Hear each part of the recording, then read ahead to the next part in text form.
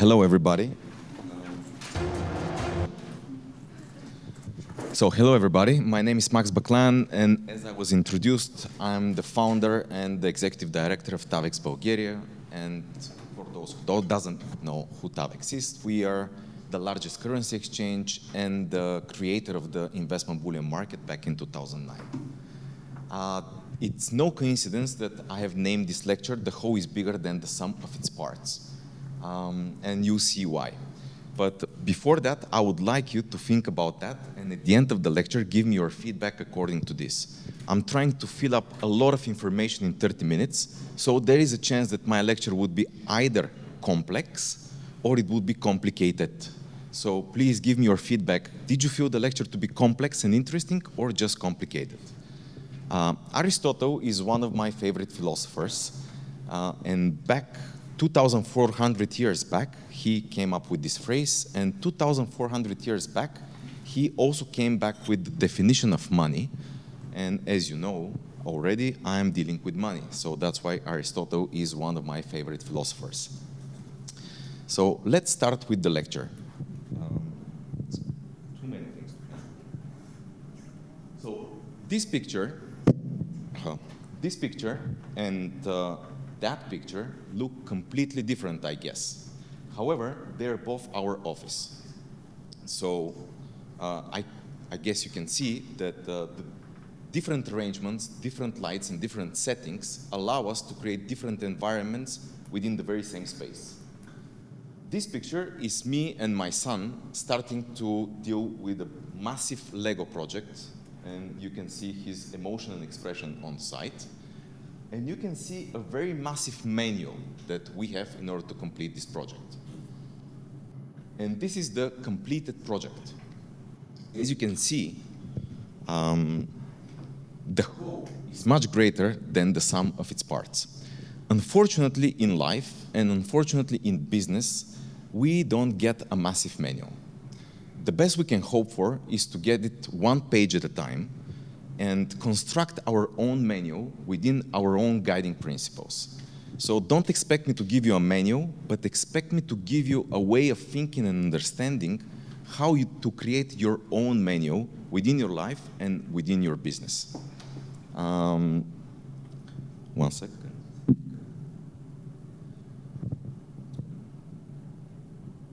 Okay. There is another saying that goes, "Fool me once, shame on you. Fool me twice, shame on me." The idea why am I presenting you this saying is that when you do not construct your own manual and when you do not learn from your own mistakes, hopefully quickly, you'll be shamed more than twice.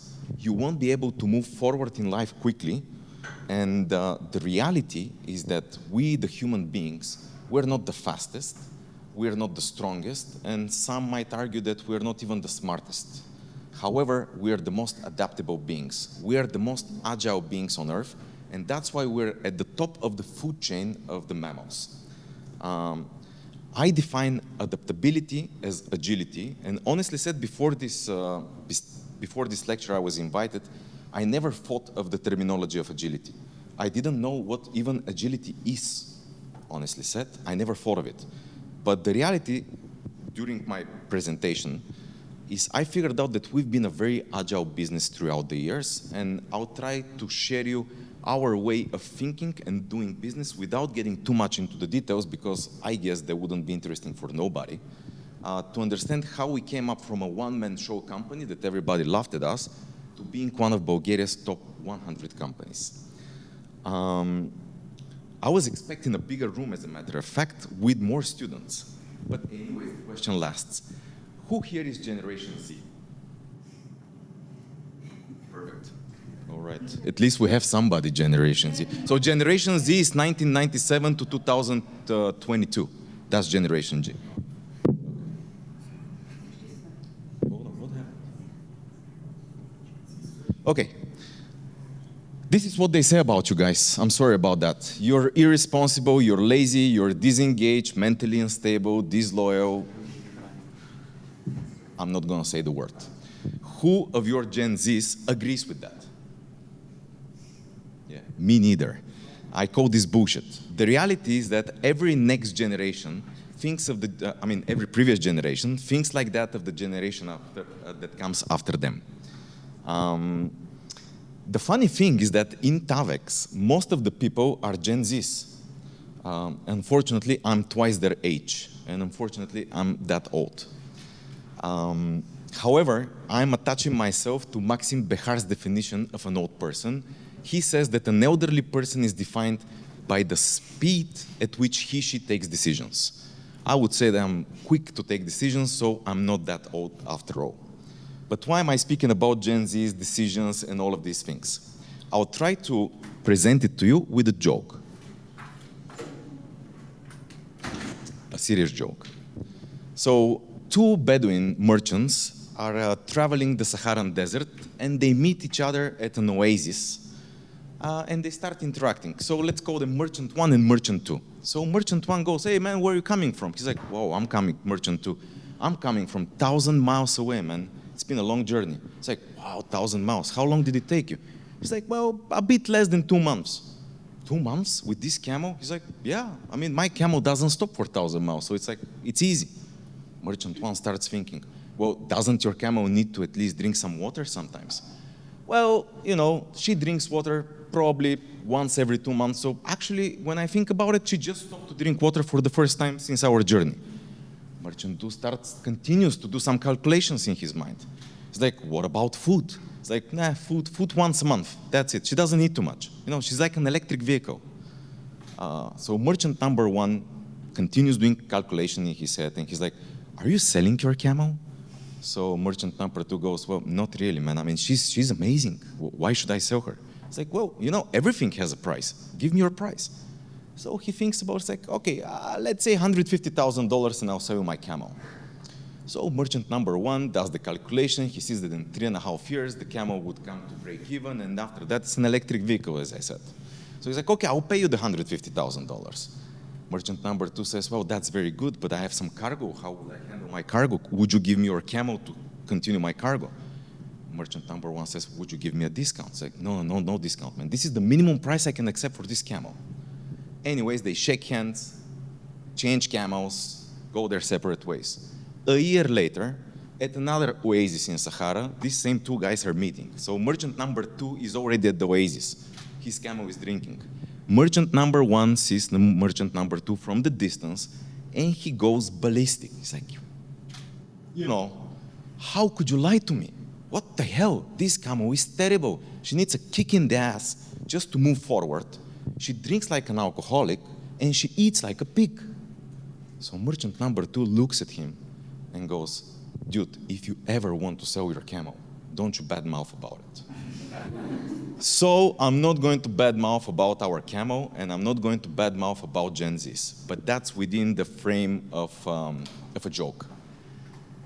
The reality, why am I not going to do that, is that because if you want to be a leader, you need to take the responsibility yourself.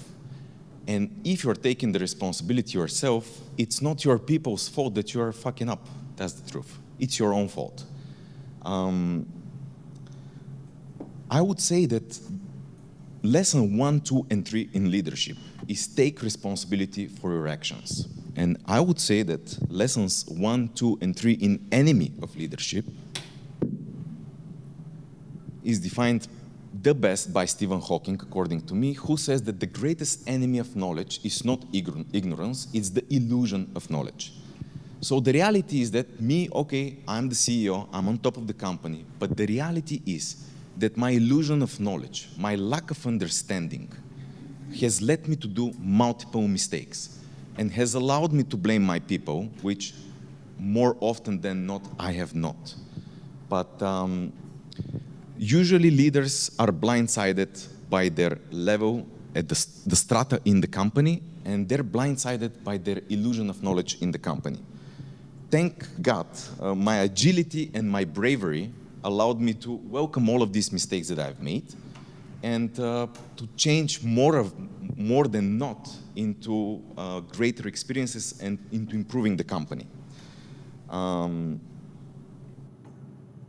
In my opinion, agility makes or breaks companies. Agility, adaptation, productivity, they make or break any relationship in your life.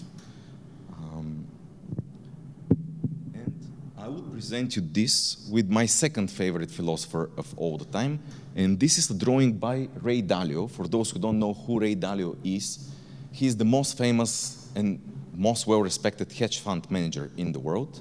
He has two books which I highly recommend, Principles for Life and Principles for the Changing World Order. We as Tavex have gifted more of the second book than it's bought in Bulgaria, so that's how much I believe in the books. After reading his book, I have transformed Tavex, hopefully for the better. And I call him a philosopher, although he is an economist, because in my opinion, he's a modern philosopher. But what Ray Dalio explains is that in any organization, being able to move from goals to outcomes quickly makes some organizations thrive and other organizations go down. And in order for us to do that, we need a machine. And Ray Dalio defines this machine within the design of the machine and the people of the machine. So this presentation will be about the people of Tavex and the design of our machine. But let's start with the first most critical component, which are the people. I hope you understand. To be agile, you need a machine. The better your machine is, the more agile you'll be. Who here believes, because that might be a mistake that I've written, that Tavex is more selective than Harvard? Honestly, if I told you that, Tavex is more selective than Harvard. Nobody. Yeah, me neither. But the truth is that it's like that. And I'll give you the exact numbers. At Harvard, each year apply 57,000 people, and they accept 2,000 students. That makes an acceptance rate of 3.3% quickly and roughly calculated. For the last 15 years, at Tavex, have applied 140,000 people, and we have accepted 334. So if you do the math, it comes to 0.24%. 0.24% is 14 times more selective than 3.3% at Harvard. So am I trying to say that our people are smarter, harder working, better? Why are we so selective? How can we be, in reality, 14 times more selective than Harvard? Well, the reason for that is that we are looking for a very specific type of people. We're looking for the type of people who see the world as ourselves. This is the type of people we're looking for. Yes, of course, we need mathematics and we need logic, because without that you cannot handle in life. But what we're looking for the most, and why we're hiring one every 413 people, lately it's been one person per 600 CVs, it's been this year, is that we're looking for people who see the world as ourselves. And why is this so important? Why is it so important for somebody to see the world as yourself? Because if they do, they would be very cooperative. And if they're very cooperative, and I'll show you why, they'll be very productive. As the Nobel Prize winner Paul Krugman says, productivity in the long term productivity is not everything, but in the long term, it's almost everything. In any organization, it doesn't matter how great you are. It doesn't matter how great ideas you have. Nothing really matters. Productivity matters. Can you produce faster and better than the other guy? If you can, you move up the strata. If you can't, most probably you'll be eaten by this other guy. Productivity, in my opinion, is the sole driver of prosperity in the world. And this is how from Bedouin merchants traveling with camels across the Sahara Desert, 1,000 miles, let's say in 2 months, we arrived at a situation where you can buy a low-cost Ryanair ticket to Sicily, and in 1.5 hours travel 1,000 miles to go for your spring vacation with your family. This is productivity, this is agility, this is achieving more with less. In simple terms, productivity, this is again by Ray Dalio, productivity, you would speed that loop, because in the very beginning you have a goal, whatever your goal is. But the moment you start working towards your goal, you encounter a problem. I mean, it wouldn't be interesting in life without the problem, yes? But then you do a diagnosis of your problem and you do a design how to overcome it. And then you do a doing. If you're very good at this looping cycle, you can do this quickly and you can do this more correct than the others.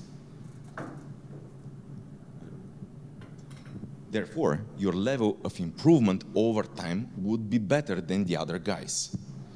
I'm not gonna get into detail what we did in Tavex, but the truth is that in the very beginning, all the competitors on the market were laughing at us.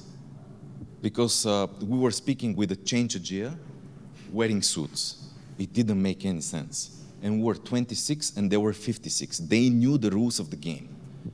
We didn't know the rules of the game, and that's why we won. We were willing to experiment and go from ideas to design, to diagnosis, to problems, to solving again and again and again, whilst they were, because they've done something for a very long time and it worked for them before us, they weren't willing to change. So,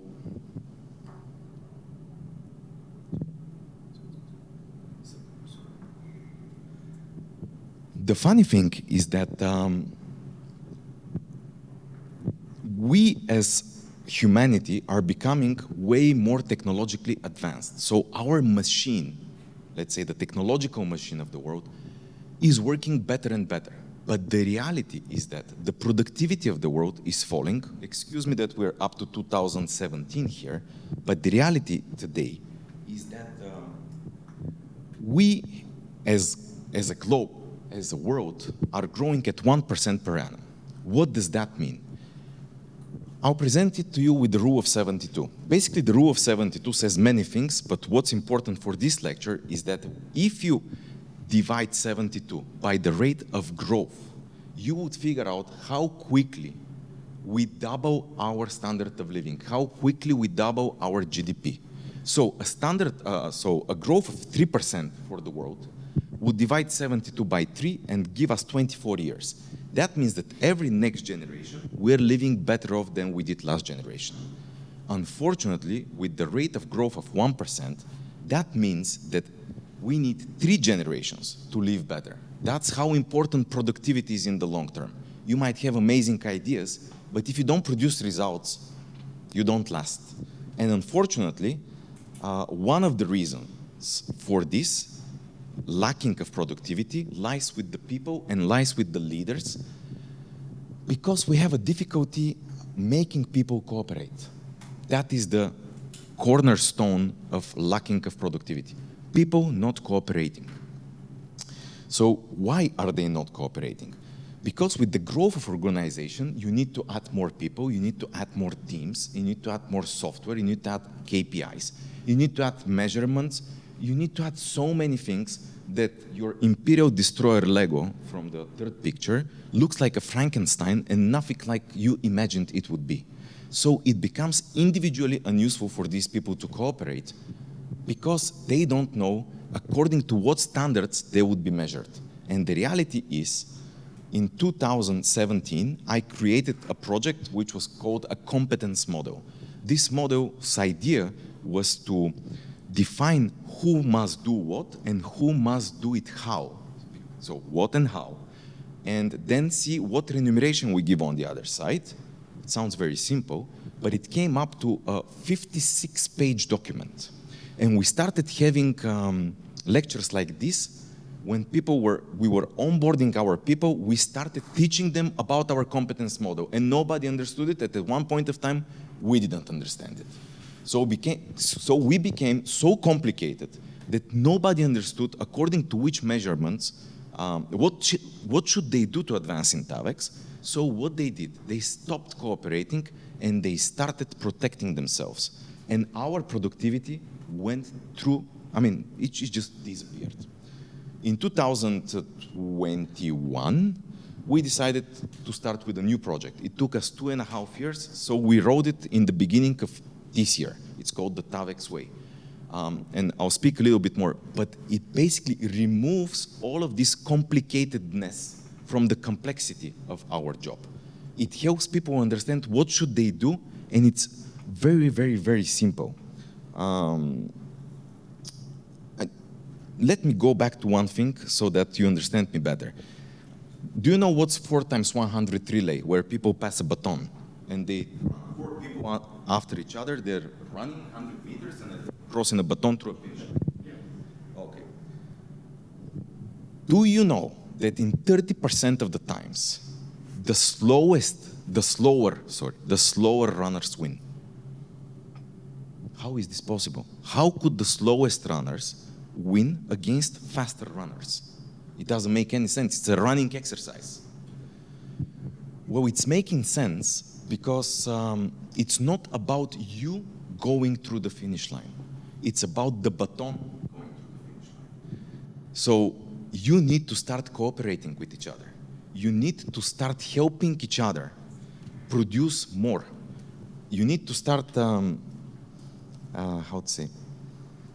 you need to start helping each other. And only if you help each other, and it looks like magic to the people on the site, we don't have time for this. The whole becomes bigger than the sum of its parts. Individual runners are slower, but the baton is faster. So cooperation is super, super important. And since cooperation is the most important thing within the people, and people are one of the 2 building blocks of the machine, then when we're working with people, we should be looking for ways to help them become more cooperative, help each other out. And yeah, so the second building block of the machine is the design. As it's already said, I don't know if this lecture is complicated or complex. I really hope it's more complex than complicated, but complicatedness kills productivity. Complexity doesn't. So, do you know who said that perfection is not when you cannot add anything anymore, but when you cannot remove anything anymore? Do you know who said that? Most of the guys would love the guy.